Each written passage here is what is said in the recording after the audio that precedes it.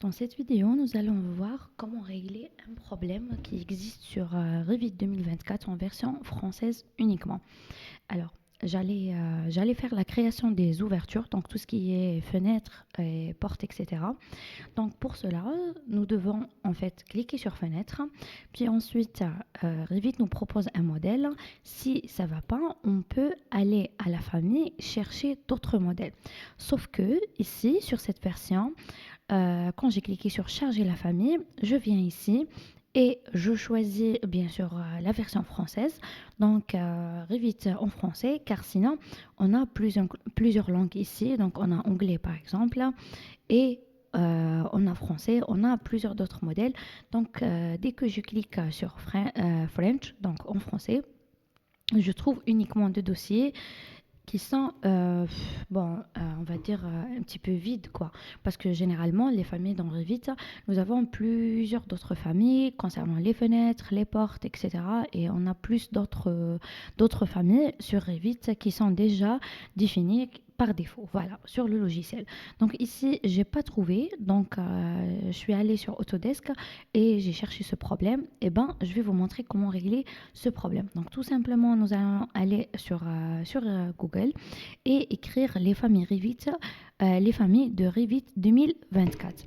Donc là, il me propose le premier. Donc je clique ici. Voilà, donc là, il me donne les modèles ou bien les familles sur Revit de plusieurs langues. Donc là, je continue de descendre jusqu'à trouver contenu en français. Voilà, contenu en français V1 pour Revit 2024. Donc là, tout simplement, je vais cliquer sur ce fichier. Voilà, je vais le laisser télécharger et puis moi je l'ai déjà téléchargé, donc je vais vous montrer comment faire après. Donc là, je clique, je vais ouvrir ce fichier pour l'installer. Donc j'attends un petit peu. Voilà, je vais réouvrir encore une fois parce que parfois, voilà, il a démarré. Donc là, je vais laisser pour s'installer. Voilà, je vais laisser un petit moment. Et voilà, donc le téléchargement et l'installation. Je veux bien continuer. Autoriser cette application. Oui.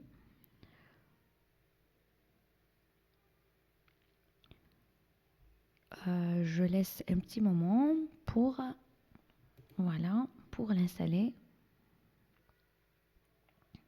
Voilà. Donc on va attendre jusqu'à la fin de cette installation.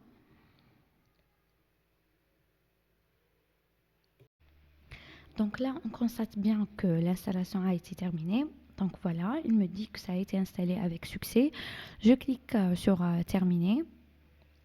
Voilà. Et on revient vers Revit. Donc là, je vais fermer ce que j'allais faire. Voilà.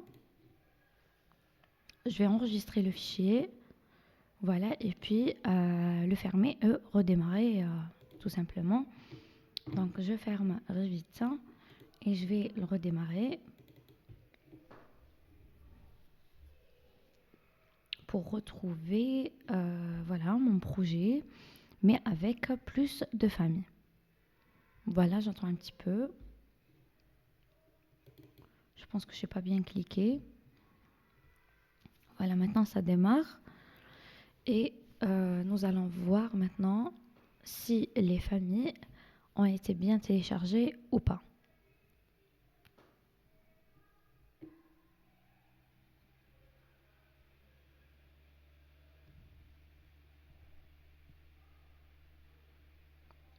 Bon, ça prend un peu de temps.